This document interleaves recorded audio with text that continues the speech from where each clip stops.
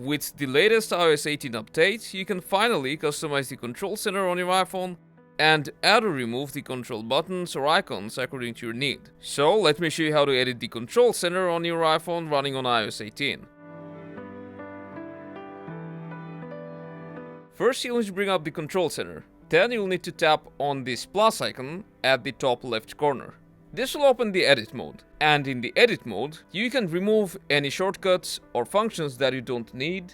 Then you can also resize the controls to one grid or make it larger by expanding it to 4 grids. And for some widgets, you can even expand them to fill a whole page. You can also remove these widgets from one page to another. And of course, tap on add a control and you'll get a list of all the controls that you can add. Just tap on one and it will be added here. You can also delete a page completely by removing all the widgets that's there and exit out from the edit mode. Now as you can see, we got rid of all the pages that were here. And that's how you can customize your iPhone's control center. Make sure to hit that like button, consider subscribing, and I'll see you soon.